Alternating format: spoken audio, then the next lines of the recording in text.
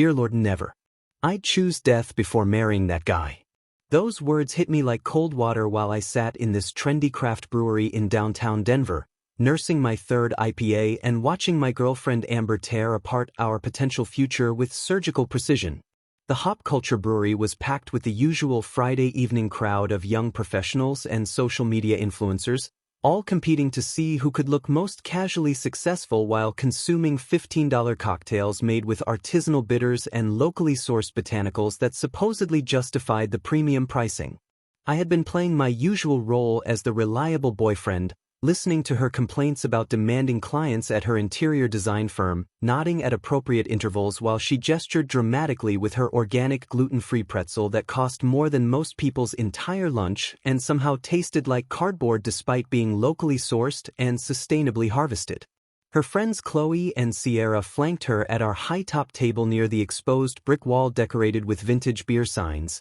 equally absorbed in their phones between sips of overpriced craft cocktails, occasionally surfacing to contribute shallow observations about their dating lives or career aspirations or the latest influencer drama unfolding across their carefully curated social media feeds. I worked as a telecommunications network architect for a growing tech company downtown, pulling a decent salary with good benefits and stock options, the kind of stable career that used to mean something to people who valued security and building toward an actual future rather than just posting about one. Amber worked in luxury interior design for a boutique firm in Cherry Creek, which mostly meant staging million-dollar homes for clients who treated her like expensive help while she dreamed of becoming the next big thing in home renovation television, constantly networking at industry events and maintaining an Instagram presence that showcased her aesthetic vision to potential followers who might someday matter. When Sierra, emboldened by her third craft beer and genuinely curious about our relationship timeline,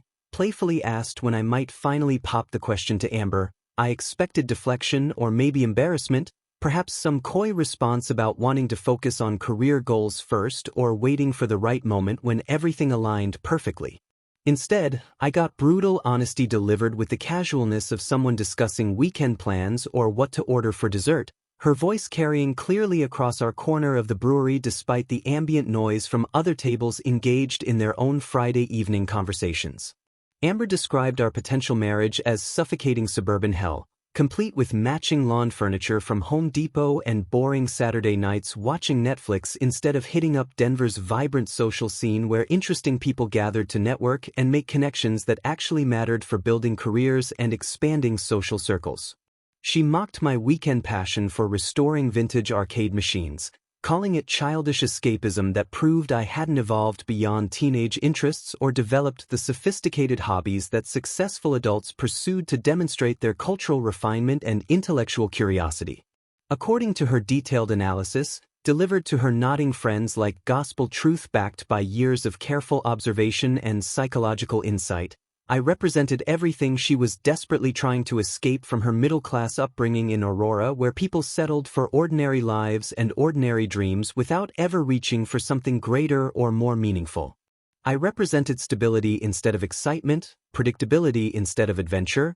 the kind of methodical guy who planned vacations months in advance and researched hotels extensively rather than booking spontaneous trips to Aspen or Vegas based on whatever sounded fun and Instagram-worthy in the moment. She painted an incredibly vivid picture of domestic imprisonment where she'd be trapped forever in some cookie-cutter ranch-style house in the suburbs, hosting awkward dinner parties for my boring coworkers from the telecommunications company while I spent lonely evenings in the garage tinkering with broken electronics like some antisocial hermit who preferred machines to meaningful human interaction and personal growth.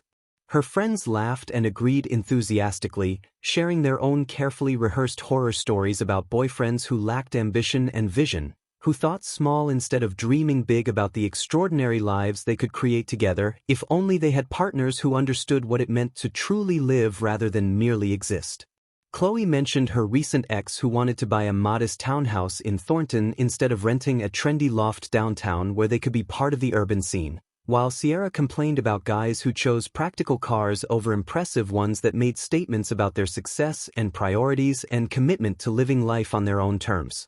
The words didn't wound me the way they should have, though, sitting there listening to this comprehensive character assassination delivered with such casual confidence and obvious satisfaction at having an audience for her grievances. Instead, they felt like revelation, like finally seeing the unvarnished truth about our relationship dynamic that I had been too comfortable and perhaps too naive to examine closely over the past 2 years of what I had mistakenly believed was building toward something meaningful. For 24 months, I had been diligently performing the role of supportive boyfriend while she performed the role of appreciative girlfriend, both of us going through carefully practiced motions without ever questioning whether we actually wanted the same future or were just following some inherited script about how relationships were supposed to progress from dating to commitment to marriage. She wanted excitement and social validation and the kind of relationship that looked impressive on Instagram, filled with expensive restaurants and weekend getaways to photogenic destinations that would generate likes and comments from envious followers,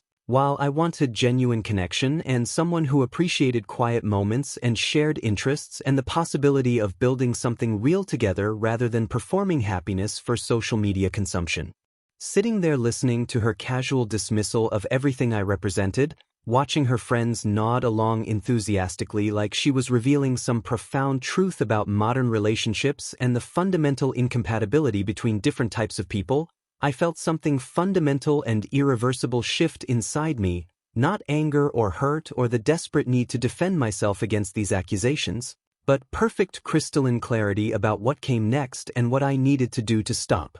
wasting both our time on something that was never going to work no matter how much effort I invested.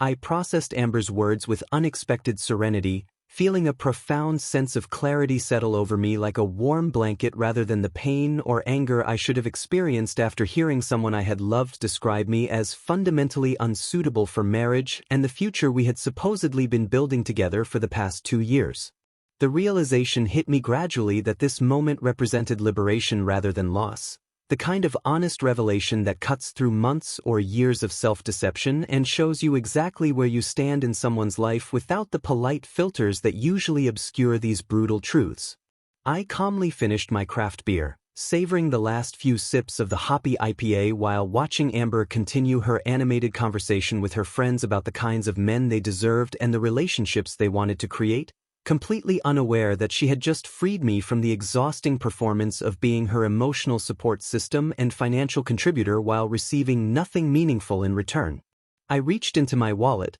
counted out enough cash to cover my portion of the bill plus a generous tip for our server who had been working hard all evening, and placed it deliberately on the table without making any announcement or dramatic gesture that would draw attention to my departure or create the kind of scene that Amber would later use to paint herself as the victim. The brewery continued its Friday evening rhythm around us, other tables full of young professionals engaged in their own conversations about work stress and relationship dynamics and weekend plans, completely oblivious to the quiet ending happening at our corner table near the exposed brick wall where someone was finally seeing their relationship for what it actually was rather than what they had imagined it might become. I stood up slowly, pushed my chair back into place with careful precision the way I had been taught growing up in a household where basic courtesy mattered, and began walking toward the exit while Amber's confused protests echoed behind me, her voice cutting through the ambient noise of craft beer taps and background music as she apparently realized I was leaving without explanation or discussion or the kind of emotional processing session she usually demanded.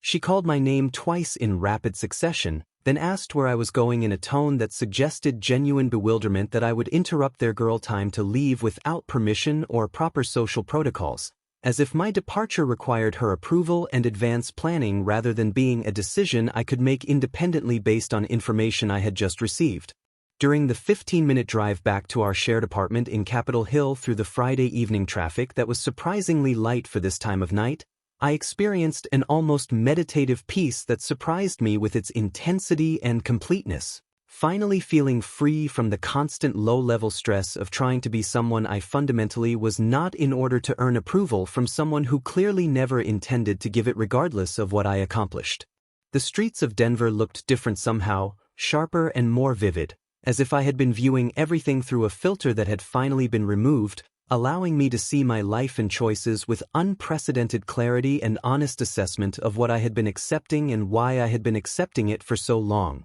I found myself actually enjoying the drive for the first time in months, listening to music instead of rehearsing conversations or worrying about Amber's mood or planning ways to make her happy that would inevitably fall short of her ever-evolving expectations and constantly shifting goalposts that seemed designed to ensure I never quite measured up to her standards. When she called an hour later, her voice trembling with confusion and what sounded like genuine concern rather than her usual manipulative tactics, asking why I had left so abruptly and whether something was wrong or if I was upset about something she had said. I had already showered and changed into comfortable clothes and was sitting in my home office reviewing the network architecture diagrams for Monday's project meeting that would determine the next phase of our infrastructure upgrade.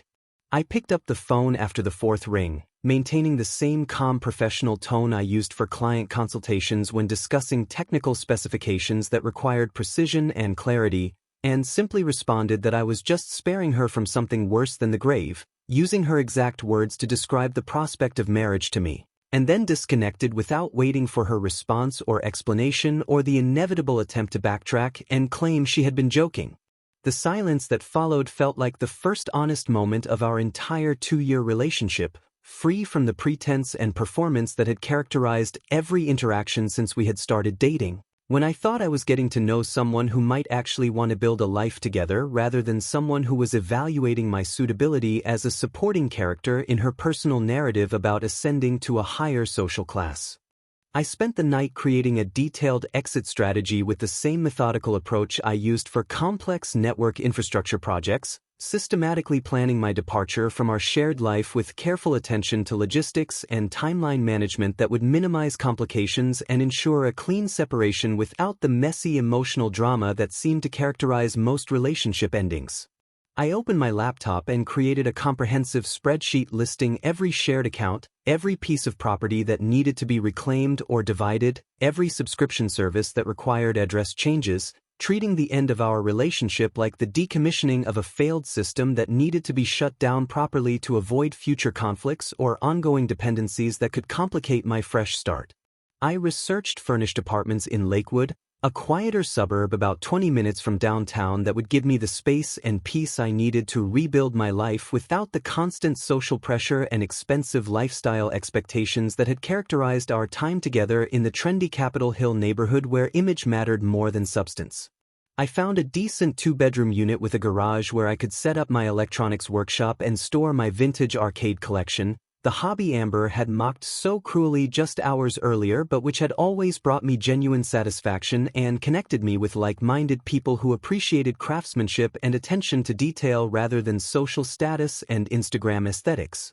I scheduled professional movers for Sunday morning, knowing from 2 years of living together that Amber would be sleeping off her Friday night drinking until well past noon, giving me plenty of time to remove my belongings without the drama and emotional manipulation she would inevitably attempt if she were conscious and aware of what was happening to her carefully constructed living situation. The moving company specialized in delicate electronics and vintage equipment, exactly what I needed for transporting my restored Pac-Man cabinet that had taken me 8 months to rebuild from a water-damaged shell, my custom-built electronics repair workbench that represented 3 years of carefully selected tools and testing equipment, and the meticulously organized boxes of components and spare parts one had collected over years of pursuing my passion for bringing classic arcade games back to life. While Amber slept off her night of drinking in our bedroom, probably dreaming about the exciting social life she deserved with someone who understood her sophisticated needs and aspirations for climbing Denver's social hierarchy,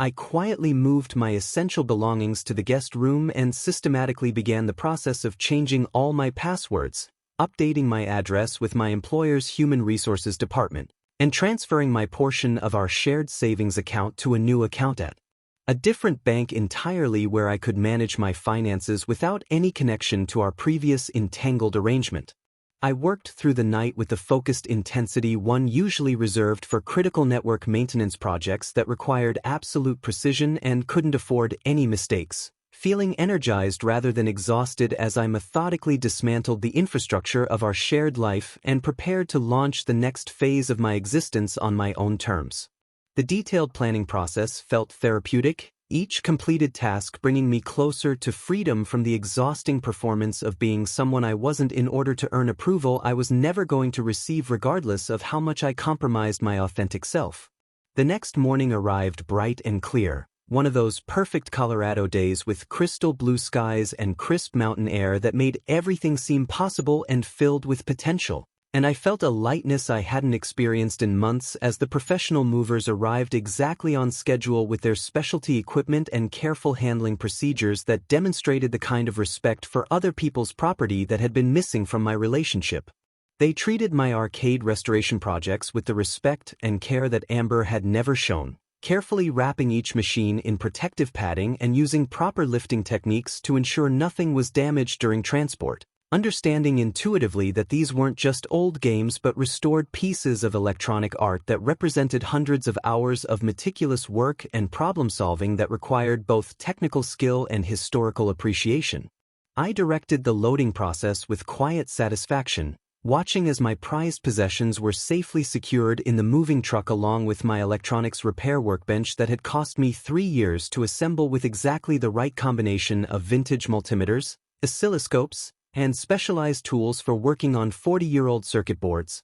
My extensive collection of vintage computer manuals and technical documentation that most people would consider worthless junk, and the comfortable furniture I had bought for my home office where I did my best thinking and most creative work on both professional projects and personal restoration challenges. The apartment felt different once my belongings were gone, sterile and impersonal, like a hotel room or staged property rather than a home where two people had supposedly been building a life together, though I realized now it had always been more her space than ours, decorated according to her aesthetic preferences and social media requirements rather than our shared comfort or functionality.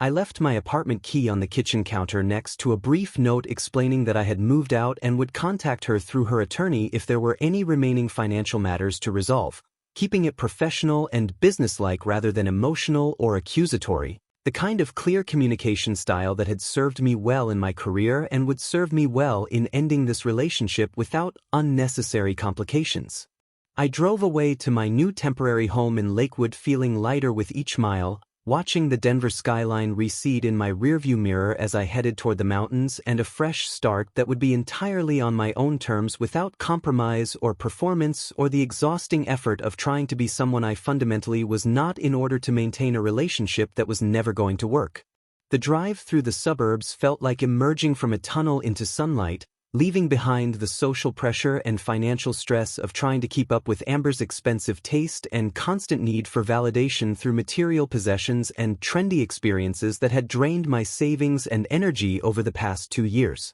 Amber's frantic calls and texts began almost immediately once she woke up and discovered the empty apartment, following a predictable cycle of confusion and anger and desperate attempts at manipulation that I observed with the detached interest of a network engineer analyzing system failure patterns, recognizing the familiar algorithms of someone who had lost control of a situation and was cycling through all available options to regain it without actually addressing the fundamental problems that had caused the failure in the first place. Over the following weeks, Amber orchestrated an intensive campaign of contact through various phone numbers, mutual friends, and social media accounts that demonstrated both her determination to regain control of the situation and her complete inability to understand why I had left or what fundamental changes would be required to make a relationship between us actually work in any meaningful way. Her messages evolved from righteous indignation about my immature behavior and failure to communicate properly through normal adult channels,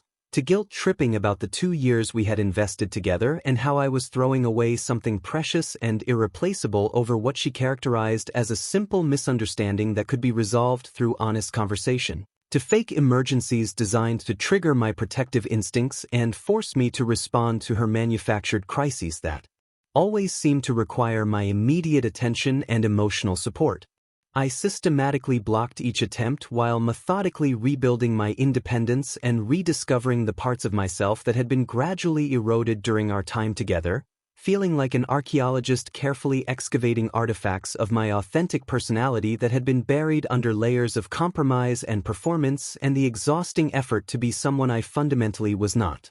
I reconnected with my old gaming community, a group of passionate hobbyists who gathered every Tuesday evening at Technologic, a local electronics shop specializing in vintage computing equipment, to discuss restoration techniques and share knowledge about obscure technical problems that required both historical research and creative problem-solving skills. These were people who understood the meditative satisfaction of bringing a 40-year-old circuit board back to life, the patience required for desoldering components without damaging delicate traces, and the historical importance of preserving these electronic artifacts for future generations who might want to understand how digital entertainment evolved from simple arcade games to modern complex systems. I also joined a retro arcade restoration club that met every weekend at Maker Forge, a collaborative workshop in an old warehouse district where serious enthusiasts brought their most challenging projects and worked together on problems that stumped individual efforts, sharing specialized tools and decades of accumulated knowledge about everything from monitor calibration to power supply rebuilding.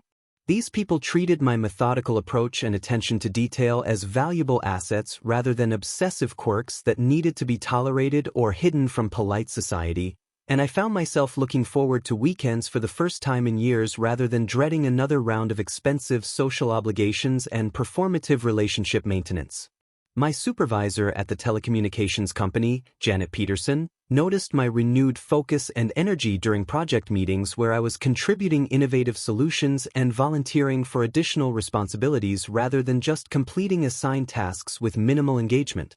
She offered me a lead role on a major infrastructure project that would require extensive travel to client sites across the Rocky Mountain region and deep technical expertise in emerging fiber optic protocols that few people in our field truly understood at the implementation level. The project involved designing and implementing high-speed networks for rural Colorado communities where geography and economics had previously made reliable connectivity impossible, bringing modern internet access to places where students had to drive 20 miles to find a signal strong enough to submit homework assignments, and small businesses couldn't compete because they lacked basic digital infrastructure. I accepted the promotion eagerly, realizing that I had been unconsciously limiting my career growth over the past 2 years to accommodate Amber's need for constant availability and emotional support, turning down opportunities that would have required overtime or business travel because maintaining our relationship had seemed more important than advancing my professional development or contributing to meaningful projects that aligned with my values.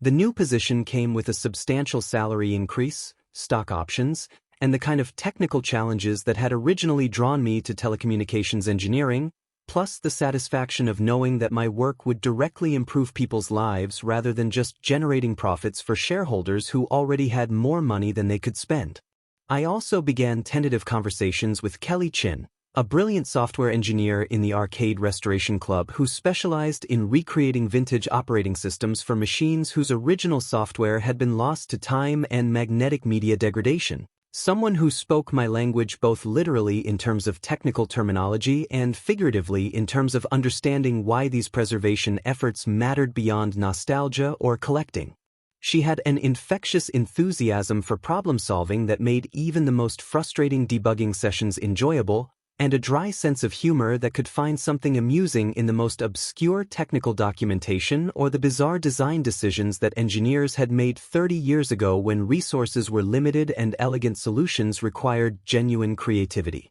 Our conversations flowed naturally from arcade restoration techniques to broader topics about technology and society, about the importance of preserving digital heritage before it disappeared forever and the satisfaction of mastering complex systems that most people took for granted without understanding the decades of incremental innovation that made modern conveniences possible. Kelly appreciated my methodical approach to restoration projects, my willingness to spend hours researching obscure technical specifications to ensure historical accuracy, and my attention to detail that caught potential problems before they became expensive mistakes, treating my knowledge and skills as valuable contributions to our shared projects rather than boring obsessions that needed to be tolerated or actively discouraged. She had her own collection of vintage computer equipment and understood the difference between mere collecting and serious preservation work that required both technical expertise and historical perspective, someone who could appreciate the engineering elegance of a well-designed circuit board or the clever programming tricks that early developers used to work within severe memory limitations. Meanwhile, Amber's digital harassment campaign continued with predictable escalation patterns that followed the classic cycles of manipulation and control, moving from pleading voicemails about how much she missed our relationship to angry text messages about my selfishness and emotional unavailability to social media posts carefully crafted to paint me as commitment-phobic and incapable of mature communication without mentioning the specific circumstances of our breakup or her own role in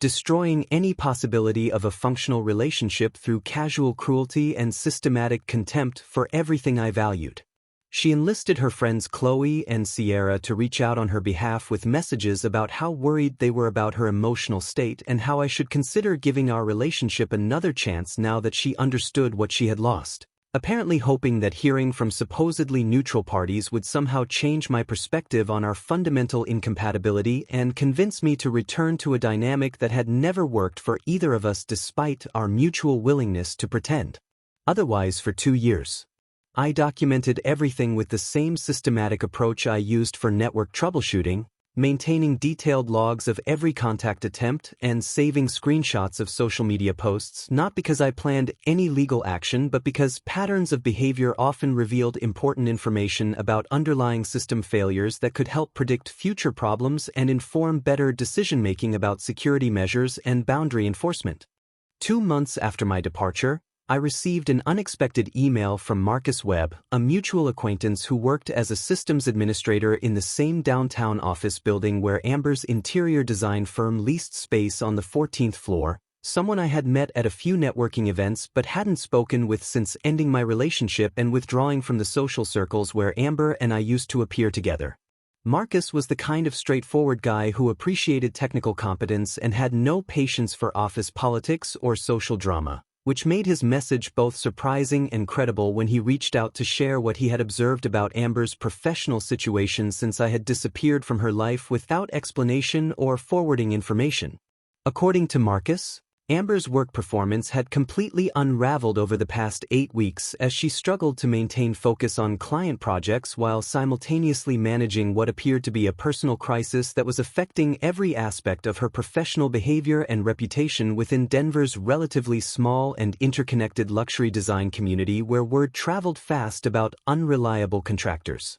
She had been missing critical client meetings, showing up late to site visits when she bothered to appear at all, and delivering subpar design proposals that lacked the attention to detail and creative vision that clients expected when paying premium rates for boutique interior design services that were supposed to reflect sophisticated taste and cutting-edge aesthetic sensibilities rather than the generic solutions they could get from chain stores. Her firm, Elevated Interiors, had recently terminated her contract after receiving multiple complaints from high-profile clients who felt they weren't receiving the level of service they had been promised during initial consultations, and word of her unprofessional behavior had spread through Denver's tight-knit design community where reputation meant everything and second chances were rare for people who demonstrated unreliability during expensive renovation projects that required precise coordination between multiple contractors and vendors.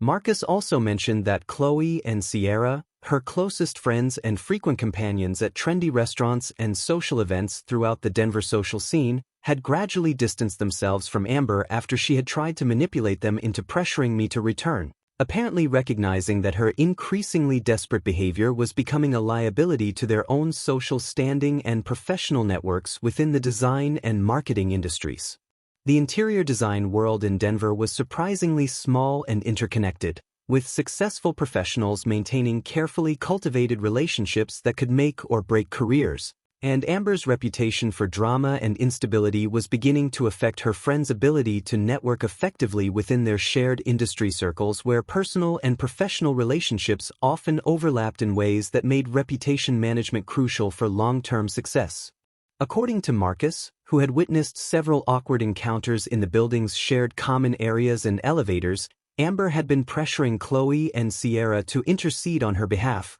demanding that they contact me directly or arrange chance meetings where she could attempt to explain herself and convince me to reconsider my decision to end our relationship permanently. When her friends refused to participate in what they recognized as manipulative behavior that would likely backfire and damage their own reputations, Amber had responded with increasing hostility and accusations that they were being disloyal and unsupportive during her time of crisis, effectively poisoning relationships that had taken years to build and maintain within Denver's competitive social hierarchy. I read Marcus's update while sitting in my new home office in Lakewood, surrounded by my electronics projects and technical manuals, feeling complete emotional detachment rather than satisfaction or sympathy as I processed this information about the consequences of Amber's choices and behavior patterns that had been evident long before our relationship ended. The news felt like a detailed weather report from a distant city I no longer had any reason to visit,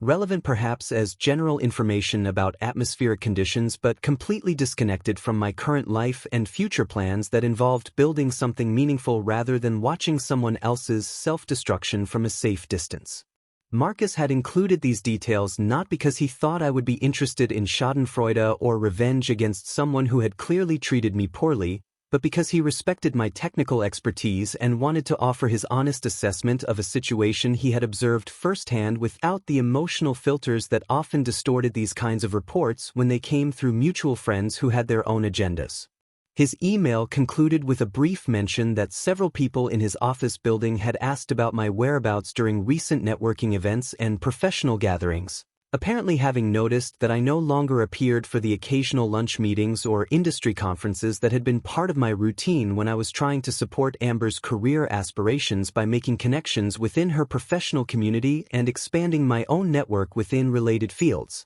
These were people who had valued my technical insights and practical problem-solving approach during discussions about integrating smart home technology with traditional design elements, and Marcus suggested that my absence had been noticed positively by professionals who appreciated competence and reliability over social positioning and image management, the kind of recognition that mattered more to me than the superficial networking that Amber had always prioritized for its potential to advance her brand and social media presence. Several companies had apparently inquired about my availability for consulting work on projects that required someone who understood both the technical and aesthetic aspects of modern interior design integration, particularly in the growing market for smart homes and automated systems that required careful coordination between technology infrastructure and visual design elements. Exactly the kind of challenging work that combined my telecommunications expertise with creative problem-solving in ways that could be both financially rewarding and professionally satisfying.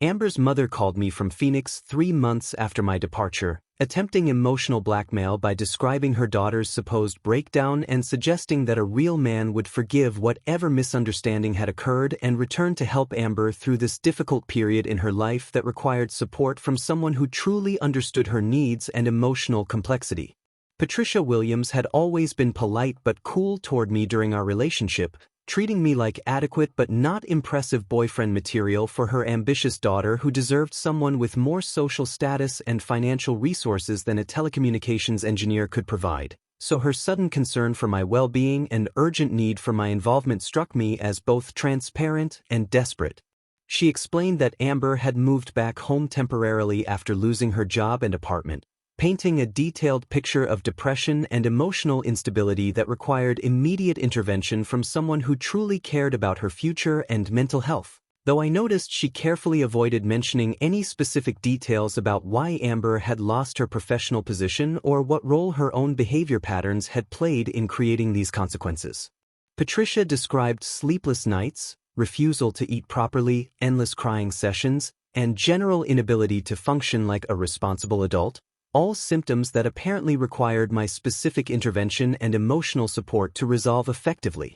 I politely but firmly explained that I had moved on completely with my life and career, and requested that neither she nor Amber contact me again through any means, maintaining the same professional tone I used for difficult client conversations where clear boundaries needed to be established without unnecessary drama or personal attacks that would complicate future interactions. Patricia responded with increasing frustration and thinly veiled accusations about my character and commitment capacity, suggesting that my unwillingness to help someone I had claimed to love during a crisis revealed fundamental flaws in my personality that would prevent me from maintaining successful relationships with anyone who had genuine emotional needs or psychological complexity. She implied that real men didn't abandon women during difficult times, that my behavior demonstrated selfishness and emotional immaturity that would eventually destroy any relationship I attempted to build, and that I was making a terrible mistake by throwing away someone who had genuinely cared about me despite my obvious limitations.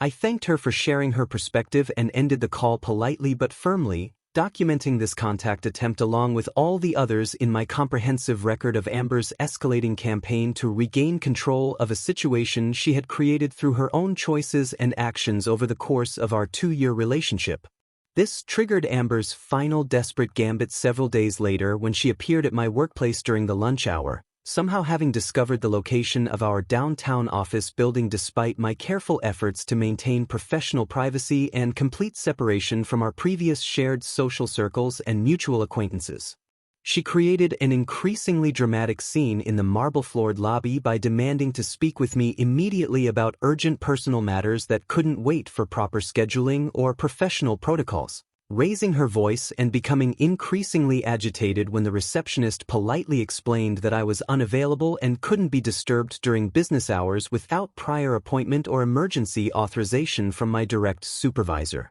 The receptionist, a professional woman in her 50s who had probably dealt with similar situations before, remained calm and courteous while explaining company policy about visitor access and the proper procedures for contacting employees during work hours. But Amber's behavior escalated as she apparently realized that her usual manipulation tactics weren't going to work in a corporate environment where professional standards were maintained regardless of personal drama.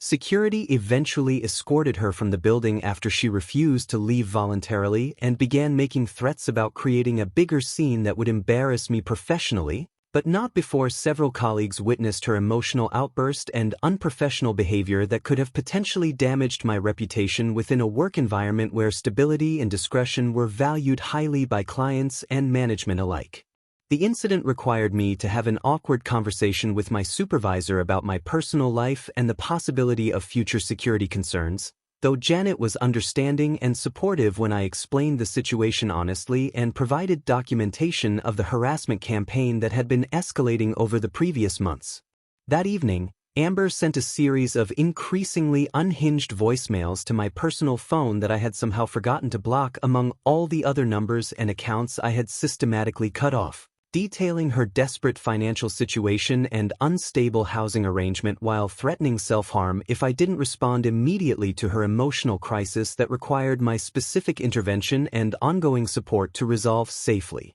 The messages revealed a level of manipulation and psychological instability that I had never witnessed during our relationship, though in retrospect I realized these behavioral patterns had probably been present all along, carefully hidden beneath the social performance and image management that had characterized her public personality and our interactions with mutual friends. Her voice alternated between pleading desperation and angry accusations, describing how my abandonment had destroyed her life and career prospects, how she couldn't function without my emotional support and financial stability, and how my selfish decision to prioritize my own happiness over her needs demonstrated my fundamental inability to maintain adult relationships that required sacrifice and commitment. When these dramatic tactics failed to generate the immediate response she expected, her true nature finally emerged in a venomous text message that arrived at 2 a.m, calling me a pathetic loser who was never good enough for someone of her caliber and claiming that she had settled for me out of pity rather than genuine attraction or respect for my character or professional accomplishments. The message detailed her real opinion of my career prospects, social status, physical appearance, and general worthiness as a romantic partner, using language that was both cruel and revealing in its honesty about how she had actually perceived me throughout our 2-year relationship rather than the supportive partner act she had performed in public. I saved this message as a perfect encapsulation of her authentic character, feeling only mild amusement at her final unmasking rather than hurt or anger at the personal attacks that revealed more about her psychological state and desperate need for control than about any real deficiencies in my personality or lifestyle choices. The contrast between her carefully maintained public persona as a sophisticated design professional and this raw display of hatred and contempt confirmed every decision I had made about ending our relationship and maintaining strict boundaries against her attempts to re-establish contact or emotional leverage over my decision-making process going forward.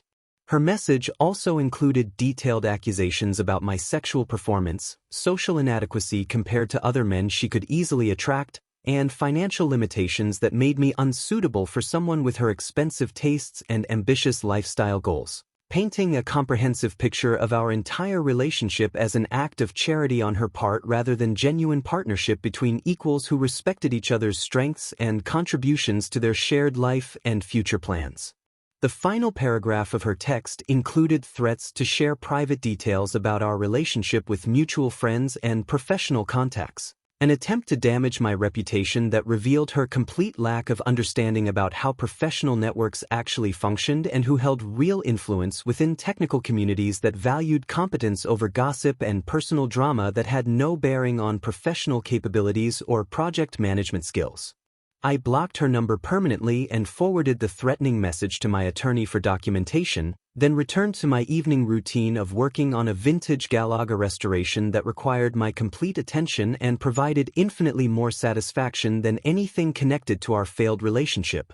6 months later, I purchased a beautiful craftsman-style house in Arvada with a detached 2-car garage that was perfect for my expanding arcade restoration business. Finally having the space and financial freedom to pursue my passion on a scale I had never imagined possible during the years when I was subsidizing Amber's expensive lifestyle and constant need for social validation through material possessions and trendy experiences that had drained my resources. The house was built in 1925 with original hardwood floors throughout, period light fixtures with authentic brass detailing, and architectural elements that spoke to the craftsmanship of an era when people built things to last rather than to impress social media followers. Exactly the kind of authentic character and historical integrity that I valued over the trendy modern aesthetics that Amber had always insisted were more sophisticated and socially acceptable to her image-conscious friend. The property included mature trees that provided natural privacy, a large backyard perfect for hosting the vintage computing enthusiasts I had grown close to, and most importantly, that spacious garage with concrete floors, proper electrical service, and climate control that would allow me to create the kind of professional restoration workshop I had always dreamed of building. My telecommunications project had been so successful that Janet offered me a promotion to senior network architect with a substantial salary increase of 42%, substantial stock options that vested over 4 years, and the opportunity to lead a dedicated team of 8 engineers developing infrastructure solutions for rural communities throughout the Rocky Mountain region, work that combined complex technical challenges with genuine social impact in ways that made every day feel meaningful and worthwhile. The promotion came with the flexibility to work remotely when project schedules allowed, which gave me the freedom to spend more time in my garage workshop converting it into a proper restoration facility with specialized equipment for testing vintage circuit boards, calibrating cathode ray tube monitors, and maintaining the precise temperature and humidity conditions required for long-term electronic preservation and historical accuracy. I invested in professional-grade tools including a digital oscilloscope, component analyzer, and specialized desoldering station that allowed me to work on the most delicate restoration challenges with confidence and precision. My relationship with Kelly had evolved naturally into something genuine and supportive, built on shared intellectual curiosity and mutual respect rather than the emotional dependency and financial manipulation that had characterized my time with Amber and left me feeling drained and unappreciated. Kelly appreciated my methodical approach to both professional and personal challenges, understood and respected my need for quiet focused time in the workshop where I did my best creative thinking, and brought her own considerable expertise and infectious passion for digital preservation to our collaborative projects on particularly challenging restoration cases that required both hardware and software solutions. She had a PhD in computer science and specialized knowledge of early programming languages that complemented my hardware restoration skills perfectly, creating a partnership where our different strengths enhanced each other rather than competing for dominance or recognition. She never made me feel like I needed to be anyone other than exactly who I was, and our conversations flowed effortlessly between complex technical problems and broader philosophical discussions about technology, history, and the importance of preserving knowledge and cultural artifacts for future generations who might want to understand how digital entertainment and personal computing had evolved. We had started spending most weekends together, either working side by side on restoration projects in my garage or exploring Colorado's vintage computing museums and electronics swap meets throughout the Front Range, building a relationship based on genuine compatibility and shared values rather than social expectations or image management that required constant performance and compromise. Meanwhile, through the reliable gossip network that connected Denver's various professional and social communities, I learned that Amber had defaulted on her apartment lease and moved back to Phoenix with her parents after burning through whatever savings she had accumulated and failing to find stable employment in a design industry that valued reliability and professional competence above social media presence and superficial networking skills. According to Marcus, who remained my most reliable and objective source of information about her deteriorating situation, she had attempted to start a freelance design consulting business from her childhood bedroom but struggled to attract clients who were willing to pay professional rates for someone without an established track record or portfolio of successfully completed projects that demonstrated actual design competence rather than Instagram aesthetics. Her social media presence had devolved from sophisticated design inspiration and lifestyle content to increasingly desperate motivational quotes and thinly veiled requests for financial support disguised as entrepreneurial networking opportunities, the kind of content that suggested she was still unable to accept personal responsibility for the consequences of her own choices and behavior patterns that had systematically destroyed her professional reputation. When Kelly and I were installing my latest acquisition, a pristine 1981 Galaga cabinet that I had discovered at an estate sale in Colorado Springs and spent 3 weeks carefully restoring to perfect working condition, Amber made her final appearance at my new house while we were working in the converted garage space that had become my sanctuary and creative workshop. I heard Kelly's surprised voice calling my name from the driveway, and when I looked up from fine-tuning the monitor calibration settings, I saw Amber standing beside her car looking haggard and desperate, apparently having driven all the way from Phoenix to attempt one final manipulation campaign that would somehow convince me to reconsider my decision to end our relationship permanently and return to the dynamic that had never worked for either of us. She appeared to have lost significant weight since our last encounter, her clothes hanging loose and unflattering on her diminished frame, her hair lacking the professional styling and coloring that had always been part of her carefully maintained public image, and her overall appearance suggesting someone who was struggling with both severe financial stress and psychological instability that came from having her entire self-concept challenged by reality. Kelly handled the unexpected confrontation with remarkable grace and composure, introducing herself politely while making it diplomatically but unmistakably clear that she was not just a friend or colleague but someone who belonged in my life permanently and shared my interests in ways that made our relationship both natural and deeply fulfilling. I walked out of the garage wiping my hands on a shop towel, maintaining the same calm and professional demeanor I used for difficult technical consultations with demanding clients, and greeted Amber with polite but emotionally distant courtesy that made it immediately clear she was an unwelcome intrusion from a past I had successfully moved beyond rather than a welcome visitor who might have legitimate reasons for appearing unannounced. She launched into what was obviously a carefully prepared and rehearsed speech about how she had learned from her mistakes and recognized what she had lost when she destroyed our relationship through her cruel dismissal of everything I valued, claiming that her time away from Denver had given her genuine perspective about what truly mattered in life and how she had been wrong to prioritize superficial concerns over authentic connection and emotional stability. I listened without interruption as she described her supposedly newfound appreciation for the qualities she had once mocked so casually and cruelly, painting an elaborate picture of personal growth and emotional maturity that might have been convincing to someone who hadn't received that venomous text message revealing her true feelings about me and our relationship in language that was impossible to misinterpret or forget. When she finished her presentation and looked at me expectantly for some sign of forgiveness or reconsideration, I calmly told her that she had been absolutely correct about not wanting my kind of life, and that I was genuinely grateful she had freed us both to find what we actually needed rather than settling for something that would never work for either of us regardless of how much effort we invested. I gestured toward the garage where my meticulously restored arcade machines stood in perfect working order, each one representing hundreds of hours of patient craftsmanship and historical research, toward the house I had bought with my own money and decorated according to my own preferences without compromise or committee approval, and toward Kelly, who represented everything I had been unconsciously searching for in a genuine partner who appreciated and celebrated my authentic self rather than demanding I become someone different. As I closed the garage door and returned to my projects with Kelly beside me, Amber drove away forever, leaving me in perfect peace with the future I had built entirely on my own terms, surrounded by the vintage electronics that brought me genuine satisfaction and creative fulfillment, and sharing my life with someone who understood why that passion mattered more than any social status or material validation the outside world might offer to people who were willing to compromise their authentic selves for acceptance.